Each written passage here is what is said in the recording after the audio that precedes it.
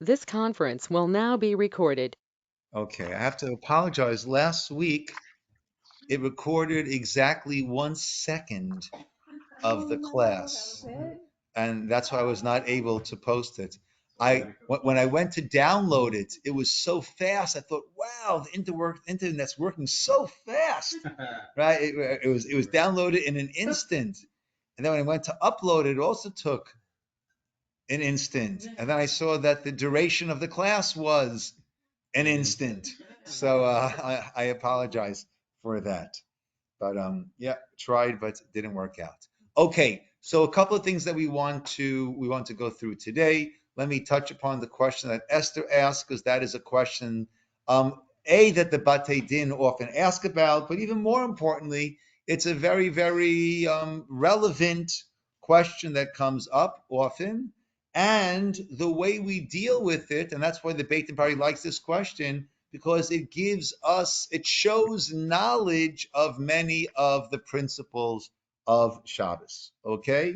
And then I want to finish up a little bit about the structure of the davening. We were up to Musaf, right? And then I also want to touch upon just the understanding of the different Torahs that we have and the different terms that we utilize. So let's begin. Esther said, making tea or coffee on Shabbos. Okay, so let's break it down. What are the issues and how can we resolve the issues? Okay, the hot water urn is categorized as Kli Rishon. It is the first vessel, meaning it's the primary Kli. Kli means vessel, pot, meaning that is where the food, in this case the water, was heated up. That is the Kli Rishon, the first Kli. Therefore, when you take water from the urn and put it into your mug, the mug is now the Kli Sheni, the second Kli. Normally, we have a rule that a Kli Sheni does not cook, right? Just simple physics. Once the liquid goes into the second Kli, so now the walls of that second vessel are cold or room temperature, and therefore everything cools off when the heat is transferred from some heat transfers from the hot water to the cup, whatever it is, and things cool off. So the Kli Sheni typically does not cook. So it should be, or it could be, all systems go with that second Kli. However, there are certain food items categorized as kalei ha-bishul, which means those things which cook easily. Certainly, tea leaves are kalei ha-bishul, are things that cook easily. Now, right here, we have a big difference between tea and coffee. Why? Coffee is already cooked. Thank you, Yoshi. Since coffee is already cooked, we have a general rule of Cooking that water. Once it's cooked, it can't be Okay. ein bishul acher bishul. Once it is cooked, it does not recook. That is the principle that applies to solids. That is why we could take the rice out of the fridge. And as long as it doesn't look like we're cooking, we can't put it into an oven that looks like cooking. We can't put it directly onto a flame that looks like cooking, but we can put it onto a hot plate because that's not used for cooking, that's used for heating. It doesn't look like cooking. We could put it on top of another kli that's on top of the fire because that's not how you normally cook. So it doesn't look like cooking, and it's not going to be cooking. Why? Ein Is it cooked? bishul acher bishul. Bishul means cooking. There is no cooking after cooking when it comes to a solid. The coffee is solid. It was already cooked. Ein bishul acher bishul. It's not going to cook again. So there's no problem putting the hot water, adding coffee into your hot water. No problem whatsoever. Okay? Now keep in mind, very important. We only say ein bishul acher bishul. There's no cooking again after it's been cooked by a solid.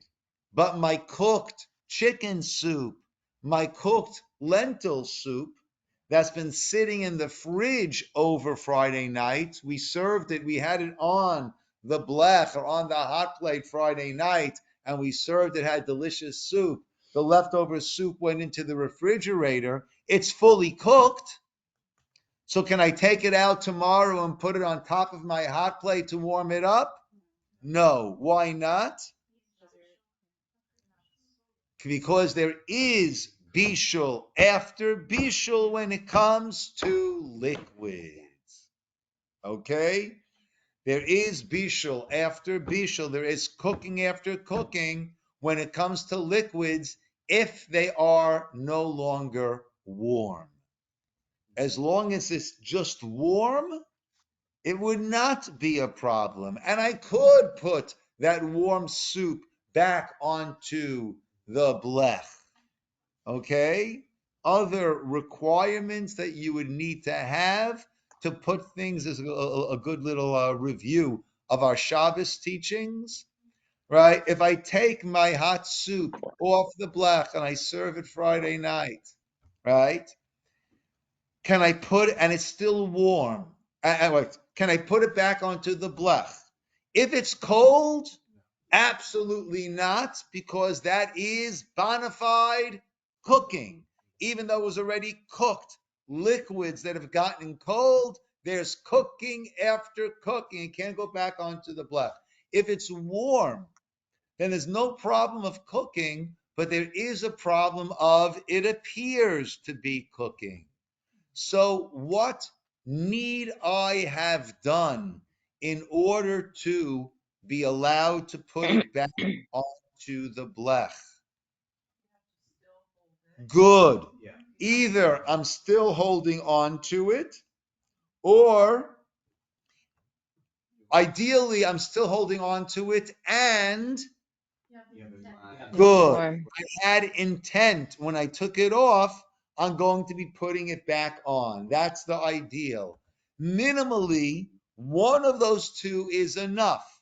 I planned to put it back on, but I wasn't. Now, holding does not need to be holding. Holding could be, it's on the counter, and I'm holding. Holding. That also works, okay? Doesn't need to be holding. It could also be holding. Or I put it down, I was not holding, but I had intention to put it back on. But if I took it off with no intent, I'm not holding on to it, I'm not putting on, and then someone says, oh, wouldn't it be so nice to have some hot soup tomorrow afternoon? So the answer is yes, it would have been very nice. But unfortunately, since we were not holding it, nor did we have intention when we took it off to put it back, we'll have to forego on the hot soup tomorrow afternoon. Okay, so coming back to our question. So to make coffee in our coffee mug, which we said is a kli sheni, it's the second kli, Kisheni. that is fine. Ein bishul after bishul, and it's not, and it's in a kli, which anyhow doesn't do bishul. When it comes to tea, there we have more problems because we said a kli can cook those things that are kale bishul. Kal means light, easy. Those things that are easily cooked, they can cook in a kli sheni. tea leaves are the classic example of things that are easily cooked. They're light, they're thin, they cook very, very easily. Therefore, simply putting a tea bag into our kli sheni is problematic. The classic old school method that the Mishnah Brura speaks about is to prepare tea essence before Shabbos. What do? You take hot water and take a whole bunch of tea bags and make a super strong concentration of liquid tea. That you leave on the corner of the blech. You can't put it right in the middle, it will boil out. But you leave it in the corner of the blech just enough to keep it warm. Oh, Warm. liquids, once they're cooked, there's no bishul after bishul as long as it's still warm. Sfardim are a lot stricter. Sfardim don't go for this warm stuff. They say it's got to be yad soledet bo, 105 degrees, that if you unexpectedly touched it, you would jerk your hand away. But we're going Ashkenaz over here, okay? So you keep that on the corner of the blech where it's still warm. And then how do you make your tea? Very simple. You have your hot water in your tea cup, kli sheni, but I'm not cooking anything. It's already cooked. And then I add my tea essence, and I've got myself my tea on Shabbos. That is one way to do it. That is, we can call it old school. I'm not putting it down, right? But that is the way that it can be done. Somewhat labor intensive, right? Because Fridays are busy. Shabbos begins 4:30. I love it. I'm home by 5:45. I love it, but it makes the time before a little bit busy, right? And those who need to leave work early, right? That puts added pressure on. So, right, it's an added task that needs to be done.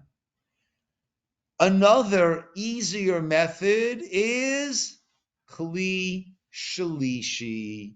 Rishon means first, Sheni means second, Shlishi means third. And even if we say, even those things that are Kalei Habishul, even those things that cook easily and would cook in a Kli Sheni, in a second Kli, do not cook in a Kli Shlishi, in a third vessel. So a way to play it really safe is right next to your hot water urn. Now keep in mind, of course, you can only use a hot water urn if by taking out hot water, there is not cold water that goes in and replaces that.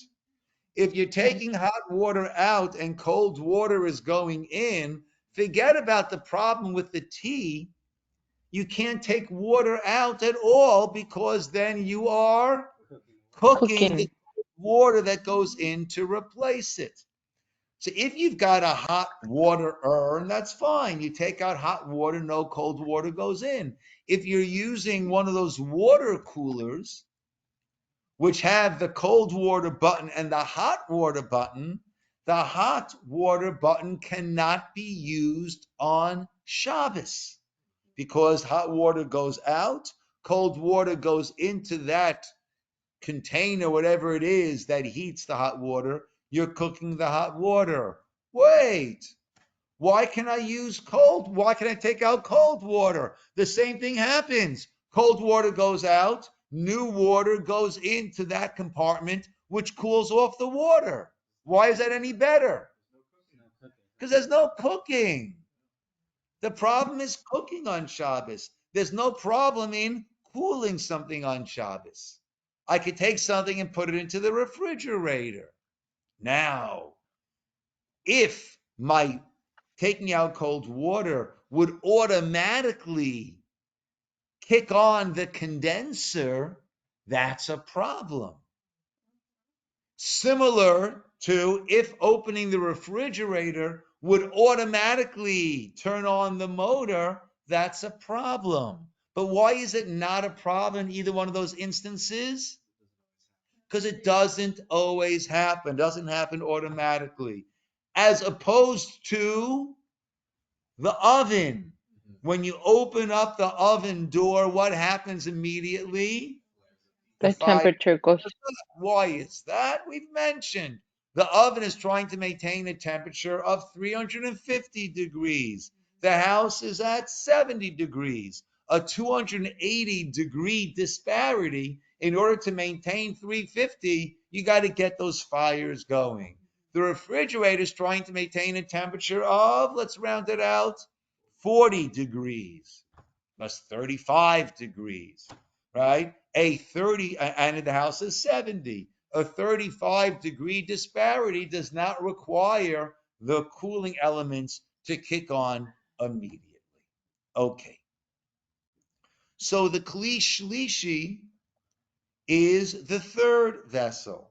So as long as you don't have hot water coming out being replaced by cold water, you take out the hot water and you put it into a kli sheni, into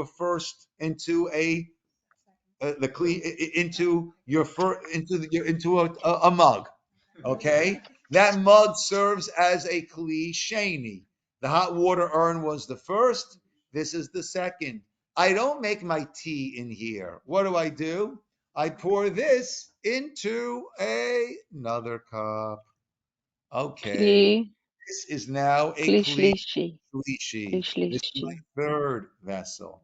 This does not cook.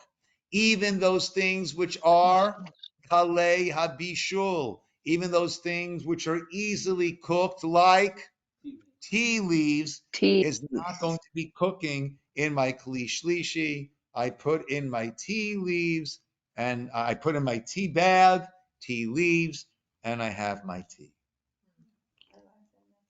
Okay, that's a much easier, correct, Simone. That's a much easier way to do it. And that really allows for a lot of things. Let's say you've got your tradition soup, where you just need to add hot water. Okay, very good. So do that as a kli shlishi. Take from the hot water urn into one cup, not right into that, and then into another, and then you can put it into that other cup. Just one thing to keep in mind: there's something called iroi. Iroi kli rishon, iroi kli sheni. That is pouring directly from a one cup to another cup.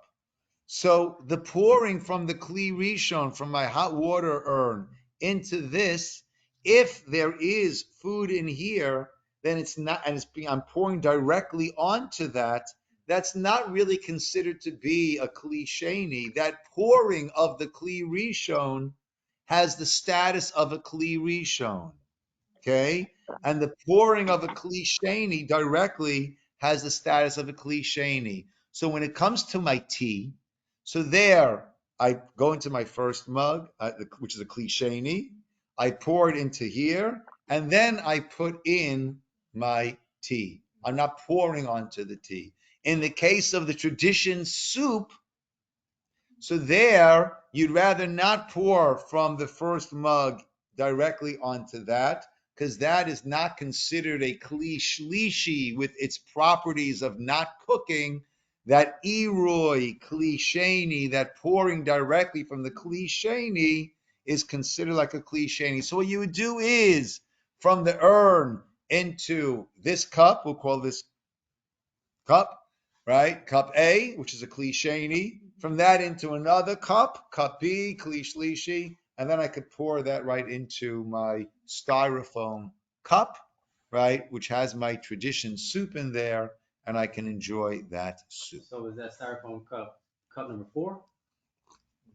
If I'm pouring directly in, yes. So Yes. are you saying that's like a ramen noodle or something like that? Or Yeah. tradition? Okay. Yeah, traditional soup I think is mostly ramen noodles and some other spices and some vegetables. I guess that makes sense. Yeah. No. Okay. What were you thinking, Yoshi? I was just thinking like Think out the loud. noodles aren't cooked at all, Cooked but like all it's, the way. that's why you have to have so many cleats. Yeah. Yeah, Well, they are technically, I think they roasted? are I think partially they're cooked. partially cooked, which makes Yeah. it easier to why you can just put hot water and then they're like, Right. As opposed versus- to when you're yeah. cooking noodles, it's got to boil away for 8 Wow. minutes. Yeah. Yeah. So everything there is pretty much cooked already. I think they were baked. That's the thing. If I'm using, I use Starbucks Via, they're instant, little instant tubes of coffee. So it doesn't matter if I, in my cliche for the coffee, does it matter if I put the instant coffee in the cup first or if I add it after the water is in? It Because probably it's not- it probably since it's cooked already, it probably shouldn't matter. Okay. Yeah. Okay. Yeah. The tea, that's a different. Yeah. Tea is problematic. Tricky. Tea is so easily cooked. Now, normally we say that anything in a klisheni doesn't cook, only cooks those things that are kale bishul. But there is an exception.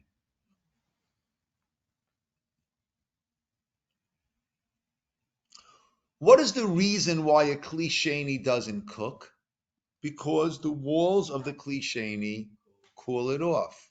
That's something that spreads around a liquid that goes into that klisheni. If I take a hot potato, I take a hot piece of meat from Night Charlotte and I put it onto a plate, even though that plate could be called a klisheni, it's not really going to cool it off because it's not spreading out against the walls of that and losing heat, right? So a solid item, even in a klisheni, maintains the status of a kli rishon. Okay? Now, I want to put some ketchup onto, no insult to the chef, but I want to put some ketchup onto the meat or onto that potato. Is that okay or is that not okay? What are the questions that we need to ask? Only if it's not yad salas, It's right? okay. Because it will cool down its own temperature. Right? Okay, once the meat is no longer yad solet, it's not a problem. But as long as it still is really hot. So what are the Oh, questions that we need to ask when it comes to putting ketchup on? Is the ketchup cold? Is the ketchup assuming cold ketchup? Assuming cold ketchup. So we have to ask, first of all, was the ketchup cooked? Right? And the answer is yes. Ketchup is cooked. So we'd say, Ein bishul achar bishul. There's no cooking after cooking, but you have to first ascertain, is it a liquid or is it a solid? Now, when I was growing up, what was the commercial for Heinz ketchup? The slowest ketchup in the West. That was I know I'm dating myself, right? But that was the commercial for Heinz ketchup. Slowest ketchup in the West. Okay? Ketchup, even if it's not Heinz ketchup, the slowest ketchup in the West is not considered to be a liquid. A liquid is something that pours like water. Mayonnaise is not a liquid. Ketchup is not a liquid. However, okay, so putting ketchup on is not going to be a problem. It's not going to be a problem because it's cooked, ein bishul achar bishul, and it's not a liquid. It's considered a solid for this conversation. How about putting on mayonnaise? Nope. Why nope? Not been cooked. Mayonnaise has not been cooked. So you have to wait until it cools off. You want to put some butter onto your hot potato? Nope. Right? Because butter has not been cooked. You're going to be cooking that now. Once it's no longer Yad Soledes, then we are okay on that. Okay? Clear? Yes. Okay. So that was just a Warm up. just a quick answer to T. Okay. That was one of the questions Rabbi asked me. I had just read all about the tea essence. And I said that, tea essence, you have to make tea essence. That's a tricky one. Yeah, so that's the labor intensive answer. Right? That's the labor intensive answer. And again, if this question is asked and you give and you say, well, the way that the Mishnah Brura, that's the Chavetz Chaim, right? Right? To make tea essence and keep it warm and add it on afterwards, right? But one can also use a Kli Shlishi. And that way, that covers everything. So Okay? that sent me on a wild goose chase looking for kosher tea essence, which you can find. They sell it as a liquid? Yes, as a liquid, kosher tea essence. It's like $30 a jug on Amazon. Nice. So I thought maybe, I would buy some and see how it is. Maybe bring it on the Shabbat, leave it. Look, you can do that. I know. Look, that's one way to go, right? I know. I'm a water drinker, not coffee, not tea, not hard drinks, not soda. I drink water. That's what I enjoy. Right? Natalie likes a good tea, but there are certain teas that she really, really likes. So if you have a particular affinity towards a certain tea, then you want to make your own tea essence of your tea, right?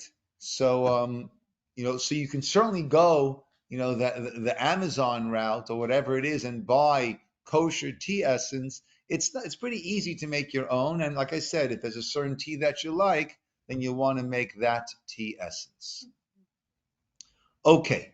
So that was the short answer to your question. But look, these are questions that come up. And like I said, the reason the Beit Din likes to ask these questions is because it's not just an answer. The answer shows that you understand. If you say you use tea essence, they'll say, well, why is tea essence better? Why is that important?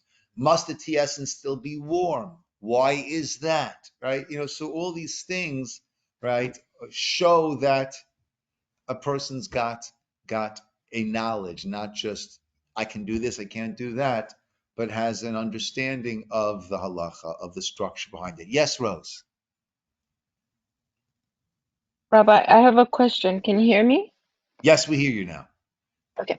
So, just getting back to the steak that has been cooked and the ketchup that you're thinking of putting on it, and can we per se put the ketchup on the cold plate next to the steak instead on the Okay. steak? So Rose Would is that bringing be up a good acceptable? point, right? So another thing that we need to be, so ketchup will not be a problem. But mayonnaise, even next to it, would be a problem. Or what happens perhaps more often on Shabbos is you have some hot cholent with a hot potato or a hot piece of meat, and then you want to put some coleslaw. Okay, now coleslaw is non-cooked, and you've got some liquid there, right? So there you need to be careful, right? Even sometimes over here in shul. Right? We're serving cholent, and we're serving rice, right? And we're serving coleslaw. So what would the difference be between my taking a bowl and mixing rice and cholent, as opposed to my taking a bowl and mixing coleslaw and cholent. The rice is already cooked. So The rice is already cooked. The rice is not going to be a problem. I can mix the two, no matter how hot the cholent is. But the coleslaw is a problem, right? Both the liquid and the actual cabbage of the coleslaw, right? That's a problem if I'm mixing it with a very hot cholent. If the cholent is already cooled off, as it typically does, it's already out over there, so it's nice and warm, but it's not yad soledes bo. So then that will not be yad soledes bo. Again, is that your hand would, right, about 105 degrees.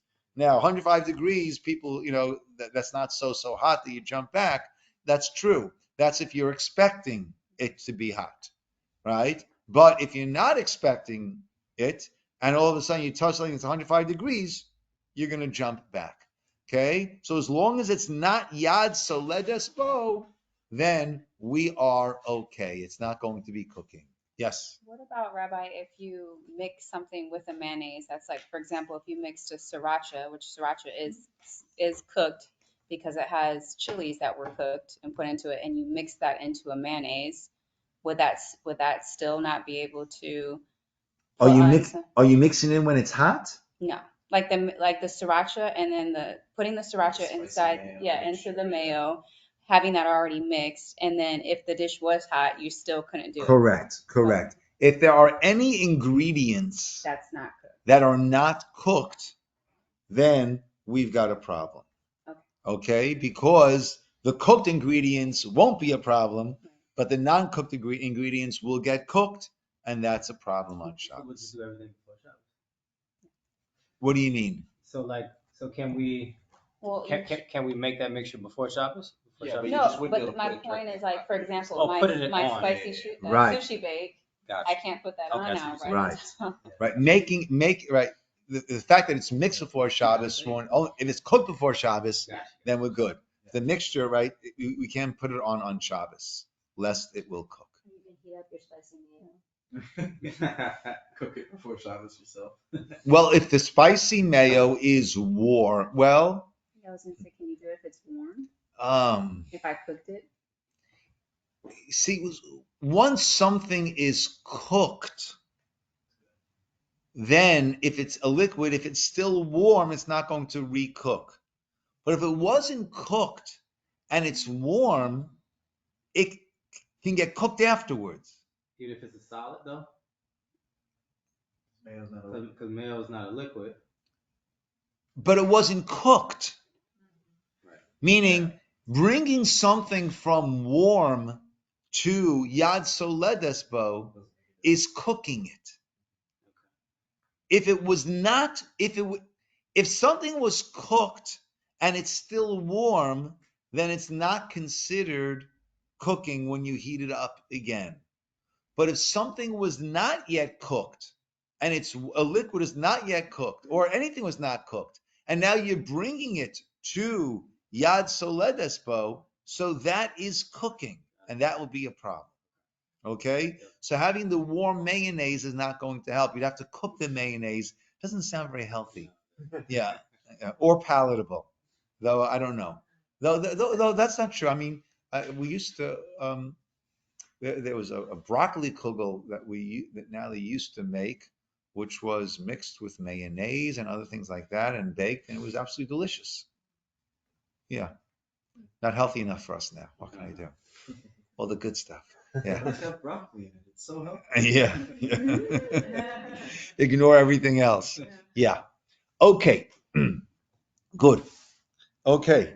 Now, I also wanted, last time we went through the structure of davening and spent a good amount of time on that. Again, I apologize that it wasn't successfully recorded, because I think it was a very structured and fundamental. Okay. But we went through the morning prayers, right? And for the women, right, who are going through the conversion with Rabbi Ru, let's say, right? Right? We have our couples are going through. That's how, right? Not that you're in a couple, but you're already Jewish. Yeah, right. So the emphasis is really going to be on the morning prayers, right? The afternoon and evening prayers is what the men do. The women typically do not do. Okay, so the morning prayers for the women, we're talking about brachot, the morning blessings, and we're talking about Shema. We're talking about the Amidah, and perhaps that blessing in between the Shema and the Amidah, the Gaal Yisrael, the long Gaal Yisrael redemption blessing. Okay, for the women, that's really what we're mostly focused on.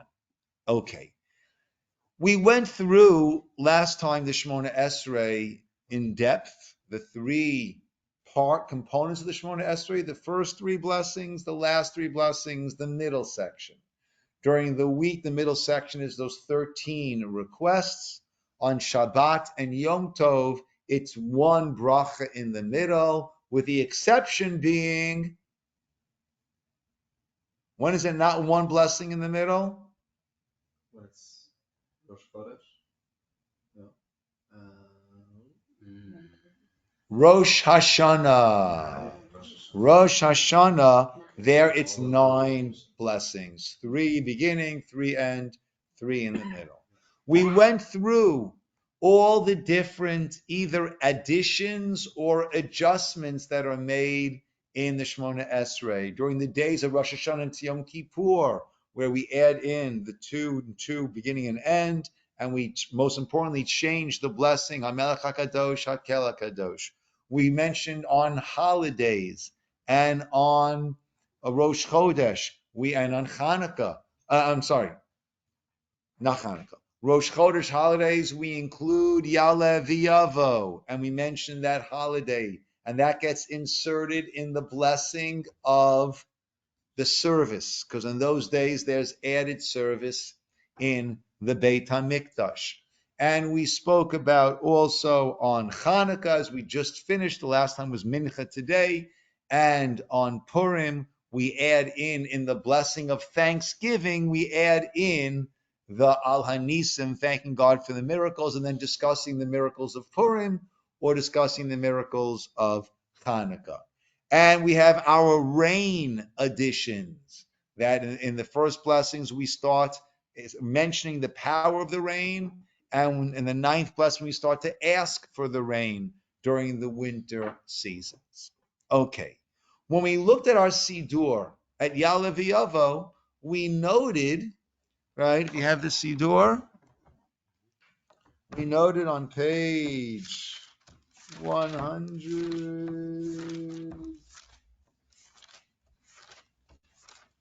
we noted on page 110, where we have the Yalev Yavo, we have on Rosh Chodesh, we have on Pesach, we have on Sukkos.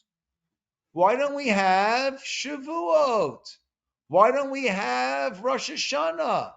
Why don't we have Yom Kippur? And what was the answer?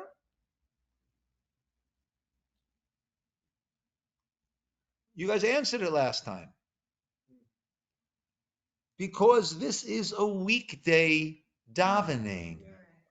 And therefore, we're only going to be adding Yalev Yavo when we're doing a weekday davening. Rosh Chodesh is a weekday davening. Pesach and Sukkot both have Chol HaMoed. They both have the intermediary days where we have weekday davenings. Rosh Hashanah, Yom Kippur, Shavuot are not weekday davenings. They are fully Yom Tov. And therefore, we're not saying our Shacharit weekday morning service. We're not saying Shacharit L'chol, Shacharit weekday morning service. We're saying our Yom Tov service. Okay. Additionally, Rosh Chodesh, which is the new moon, right? The beginning of the new month, and Shabbos, and Yom Tovim, all have an additional sacrifice that is brought, or additional sacrifices that are brought on those days. And therefore, corresponding to that, we have an additional davening, an additional prayer called Musaf. What does Musaf mean? Additional. So corresponding to the Korban Musaf, we've the Musaf added sacrifice, we have Tfilat Musaf, the added tefillah. So let's take a look on Shabbos first. Okay, 460 what? Thank you. I really should know. I have to announce it every week. Some things just don't stick. I don't know. Okay, so let's take a look at our Musaf davening. We would imagine, how's it going to be structured? Our first three, our last three, and one in the middle that relates to that special day that it is. Let's take a look, 462. Great. We have the first blessing, patriarchs. We have the second blessing, God's might, Gevurot. We turn the page to 464. We have the third blessing, Kedushat Hashem, holiness of God's name. That's our always three beginning blessings. Let's just jump to the end for a moment to page 470. And we have Avoda, the first of our last three, temple service. We have Hoda'ah, thanksgiving, Modim on 470. And we have 472. We've got Shalom, peace, great. First three, last three. And of course, we end off with that petition, Elokai Nitzor Lashoni Meira, that we learn from the Gemara. It's Rav in the Gemara. My God, guard my tongue from evil, my lips from speaking deceitfully, as every Amidah begins and ends. Those first three, those last three, Elokai Nitzor Lashoni Meira. We see the importance of what we speak and not speaking badly, that every Amidah ends off with this supplication, God, help me to guard my mouth from speaking badly. Let's look at that middle blessing, 466. Okay, beautiful. Let's see what we have. You established the Sabbath, found favor in its offerings, instructed, etc., etc. As it is said, 468, we speak about the actual offerings that were brought on Shabbat. And I didn't emphasize this last week, but every time we have a Shabbat to Yom Tov, we have the middle blessing, which ends off sanctify the Shabbat, sanctify the holiday, and it always ends off with this supplication. Our God and God of our fathers may be pleased with our rest, Shabbat with our rest, sanctify us with your commandments, grant our share in Torah, satisfy with your goodness, gladden us with your salvation, purify our heart to serve you sincerely. Hashem, our God, with love and favor, grant us your holy Sabbath as a heritage, right? And may Israel, that sanctifies your name, rest upon it. Blessed are you, Hashem, who sanctifies the Shabbat. Baruch atah Hashem, Mekadesh ha-Shabbat, the one who sanctifies the Shabbat. Now, this past Shabbos was both Shabbos and Rosh Chodesh. So if you look on 466, we went under the double line, and the first paragraph, instead of just speaking about Shabbos, spoke about Shabbat and Rosh Chodesh. And we turn to 468. The sacrifices are not just and on the Sabbath day, but on the seventh day and on the first days of your month. We'll discuss the sacrifices brought on Shabbat and those brought on Rosh Chodesh. And then, right, we have an expanded petition over there. Our God, God of fathers, may please with our rest on the Sabbath day and inaugurate this month. The supplication will be about the Sabbath and about the month. And how do we end off? Mikadesh, Baruch atah Hashem, blessed are you, God. Mikadesh ha-Shabbat, you sanctify the Shabbat. and Israel, and Roshei Chadashim, and the new months. Okay? Let's turn to page 674. What is 674 going? Oh, let's first look at 660. Okay? This is on the three pilgrimage holidays, the Shalosh Regalim, Pesach, Shavuot, and Sukkot. Here we have a special Shabbos, a special Amidah, and we say this Amidah both at Mariv in the evening service, Shacharit morning service, Mincha afternoon service. How does it start? We know how it starts. 660, patriarchs, God's might. 662, holiness of God's name. The first three brachot always stay the same. How does it end? Just jump ahead to 668. We got it. Temple service, Thanksgiving modim, peace on 670, and then the supplication, may God guard my tongue from evil. What's the middle going to look like? Okay, 662, we're going to discuss the holiday. You've chosen us, loved us, found favor, and you have granted us, 664, this holiday of, insert whatever is appropriate, on Pesach, on Shavuot, on Sukkot, on Shmini Atzeret. We'll have that supplication. We'll have, okay, Yalaviavo, and then we have the supplication on the bottom of 666. Bestow upon us, God, a blessing of your festivals for life, peace, gladness, joy, etc. How do we end off?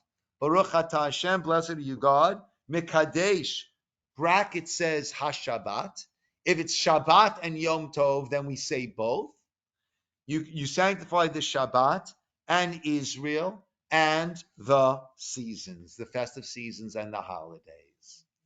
Okay?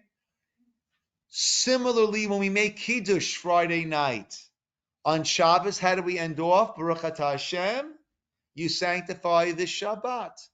On a Yom Tov, how do we end off? You sanctify the Israel and the holidays. So, good question. Why do we, by the blessing of Shabbat, we bless God who sanctifies the Shabbat? On Yom Tov and Rosh Chodesh, we bless God who sanctifies Israel and Rosh Chodesh, Israel and the holidays. Why is Israel mentioned by Rosh Chodesh and the holidays and not mentioned by Shabbat?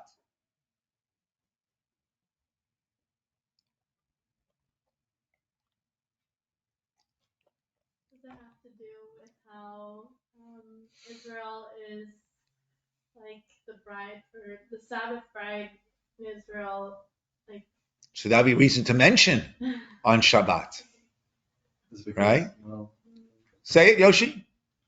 well, it would only apply for the pilgrimage ones, but it wouldn't apply for Shmini Atzeres of the Torah. But I was saying, like, is it because Israel has like the pilgrimage or whatever? Because it didn't like. It also applies to Rosh Chodesh. Okay. Yeah. Yes, Esther. Rosh Chodesh and Yom Tov, Israel specifically called out to observe those, and maybe the Shabbat is. No, we're called out to observe all of them. Okay. Where do we play a role? Shabbos is the seventh day. Immutable. Seventh day. We don't sanctify the Sabbath. God sanctified the seventh day. Because we used to establish the festival. Oh, we established the calendar. And we decide, will a month have 29 days or 30 days? Based on the Beit Din proclaiming Rosh Chodesh, the new moon, starting on the 30th. And that's the previous month was 29 days. 30th is day one. Or the previous month being 30 days and 31 being day one. That will lend the holiness to the Rosh Chodesh. That will lend the holiness to the holidays. We determine when we play a role in determining the Rosh Chodesh, the new moon. We play a role in determining the holidays. Therefore, the blessing there is God sanctified Israel and Rosh Chodesh and the new moon, Israel and the holidays. He sanctifies us and gave us the ability to sanctify the holidays. Whereas Shabbos, no matter when, no matter how we work our calendar, Shabbat, seventh day, seventh day, seventh day, seventh day. From the time of creation until 3 days ago, seventh day, seventh day, seventh day is Shabbat. Immutable. We play no role in it. We play a very active role in Rosh Chodesh and in the holidays. Okay. So that's the Shemona Esrei that we say on Friday, on Yom Tov night, Mariv, morning service, and Mincha. Where is it going to be different? When it comes to Musaf. Look at page 674. It's going to start exactly as we expect it to start.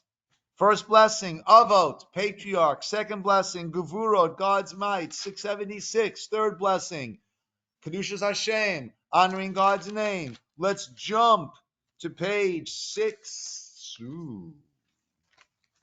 Let's jump to the end, 688, the last three. As we expected, the first of the last three, Avoda, temple service, middle one, Hodah, Thanksgiving, Modim, third one, 690, Shalom, peace. What happens in the middle on Yom Tov?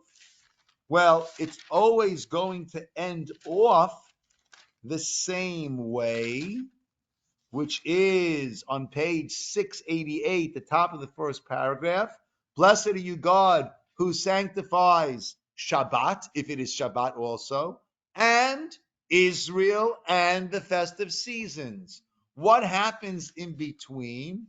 What happens in between is we're going to recite those verses of the sacrifices that are brought on those holidays.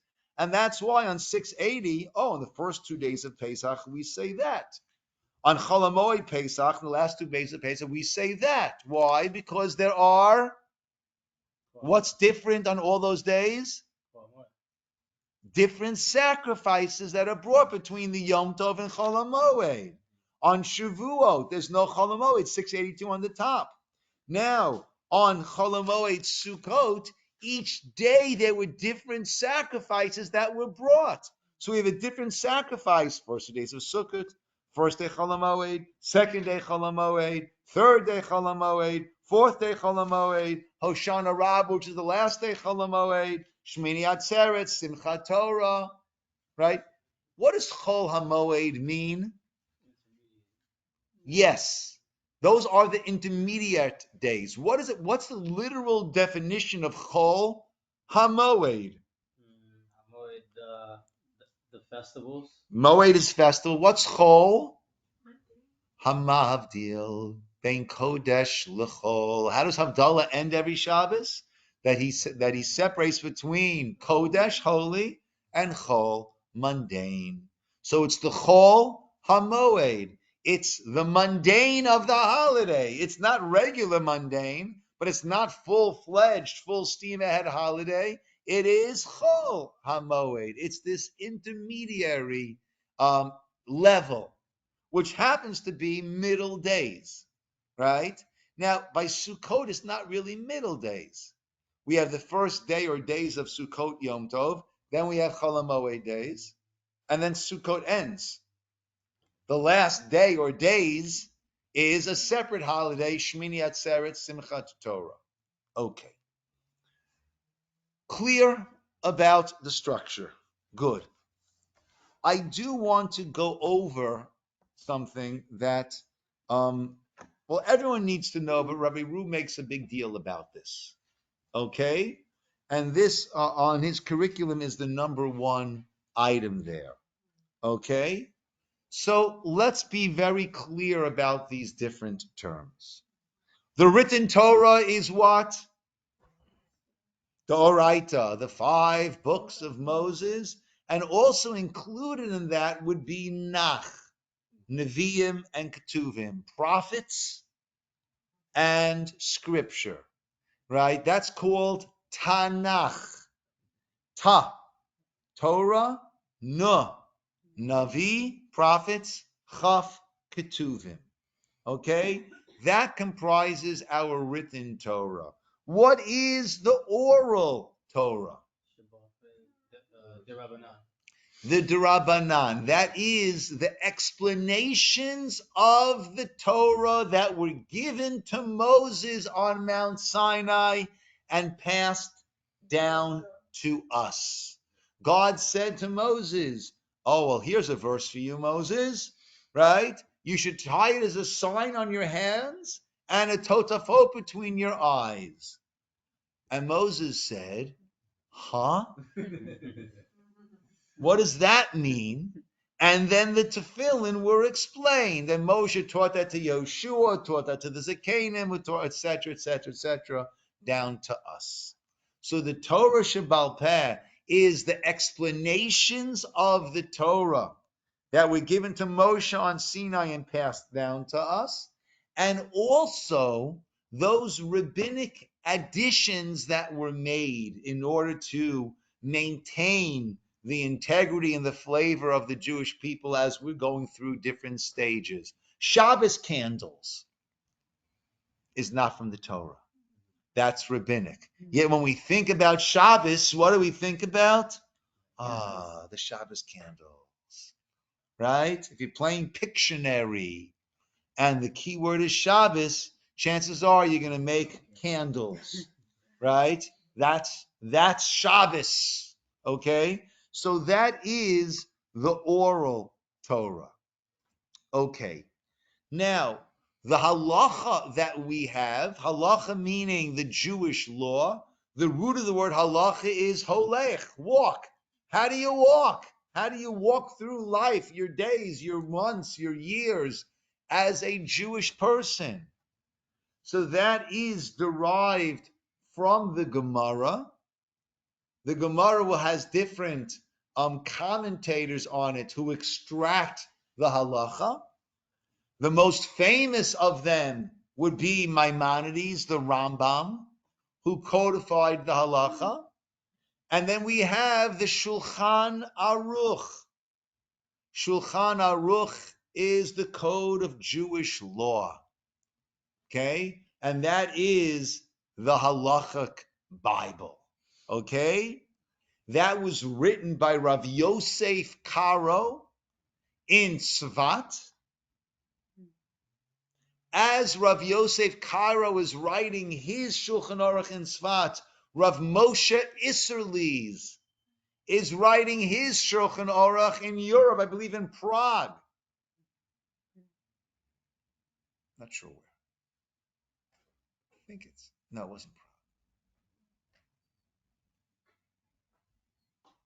I'm not sure. First to press was Rav Yosef Karo, sent a manuscript to Rav Moshe Isserles. He had his own Shulchan Aruch that he had written. He was afraid and that followed the customs of the Ashkenazic communities. Rav Yosef Karo's Shulchan Aruch followed the customs of the Sephardic communities. He was afraid that if he were to publish his own code of Jewish law, the Jewish people would be split in two. We'd have two Torahs, two completely different nations. So he shelved his own manuscript, and instead he took Rav Yosef Karo's Shulchan Aruch and added notes, added the gloss, added notes. And he said, when Rav Yosef Karo says a certain thing, as long as it's the same, he doesn't say anything at all. But he'll say, and the minhag amongst the Ashkenazi communities, for example, Rav Yosef Karo wrote in Shulchan Aruch, there's one menorah per household. No matter how many people in the household, one menorah per household. The Ashkenazi community has a different approach. Everyone lights a menorah. So there he wrote his gloss and said, we the custom amongst Ashkenazi communities is that everyone lights a menorah. The commentary that we have, the Shulchan Aruch has 4 different parts to it. One is the business laws. One is the marriage laws. One is the day-to-day laws, davening, Shabbos, holidays. And the other one is the laws of family purity, the laws of kashrut, the laws of mourning, lots of different. The Chafetz Chaim in the early 1900s wrote his book on his notes on the Shulchan Aruch day-to-day portion. That's called Mishnah Berurah. And that is the go-to halachic source for Ashkenazim on the day-to-day halachot. Okay? So let's get this down. We've got the Torah, we've got the Gemara, we've got the commentators like Rambam and others. We have the Shulchan Aruch, we have the Ramah, and we've got the Mishnah Berurah. Let me say it again slower to make sure everybody has, right? Simone, you're going to need this chart. Okay, are you recording? No, I'm just looking at something here. Okay, so you want to mark down this chart. It starts with Torah, goes to Talmud. Talmud is the Torah Shebaal Peh. Okay, goes to Rishonim, they're called, early halachic deciders, Rambam and others, Maimonides and others. It goes to Shulchan Aruch, Code of Jewish Law, and that has the notes of the Ramah, Rav Moshe Isserles. That's Sephardic, Ashkenazic. Code of Jewish Law, Shulchan Aruch has 4 parts to it. On the part called Orech Chaim, the way of life, the day-to-day, week-to-week holidays, Chafetz Chaim, Mishnah Berurah. Chafetz Chaim is the name of the person, wrote his classic Mishnah Berurah, clear teaching. Okay, that's a very important structure to be familiar with. Wait, that's separate from the... That's a commentary on the Shulchan Aruch. Okay? Bringing, Mary, different situations, different cases. You don't have to get this down, but understand, on the Shulchan Aruch, you have 20, 30, 40 different people who are writing notes on that, comments on that. This case, that case. It got to the point where most people were not able to learn Shulchan Aruch, learn all of those other comments on it, and walk away with clarity. The Chafetz Chaim did us a tremendous service of bringing all of those together and saying, in this situation, this is what you do. In that situation, this is what you do. Okay? That's what the Mishnah Berurah did. The Chafetz Chaim did in his Mishnah Berurah. Okay. So the term D'Oraita means of the Torah. The term D'Rabbanan means of the rabbis. Gezerah is a decree that the rabbis will make. For example, Muktzah on Shabbos. That's not a Torah law, not moving things which have no purpose on Shabbos. That is a decree. Well, a Gezerah is actually more like a one-time decree that needs to be made. A takana is something that's established. And what is a minhag? A custom. Okay? I know it's me. Right? A custom. Right? For example, eating cholent on Shabbos, having hot food on Shabbos, that is a minhag, right? Do you stand when you make kiddush? Do you sit when you make kiddush? Do you stand for the first part and sit for the second part? That depends what your minhag is, what your custom is, meaning it's not set. You've got to do it this way. You've got to do it that way. That is dependent on minhag. Many of the things that we do, many of the differences between Ashkenaz and Sfard is simply minhag. Our minhag is the Torah lays down on the table and is read. The Sephardic minhag is the Torah stands up straight and is read, right? The Ashkenazic custom is the person starts wearing a talis once they are married. The Sephardic custom is starts to wear a talis at bar mitzvah. But in modern Jewry, that's kind of a little bit different. Does that just depend on shul to shul? Meaning what? Because like all the bar mitzvahs we have, pretty much most of them wear like a talis. That's more of like a modern. No, sorry. When a person is leading services, they'll wear a talis. So at the bar mitzvahs that you see, the Ashkenazic boys, when they're leading service, they're wearing a talis. But when you come, one second.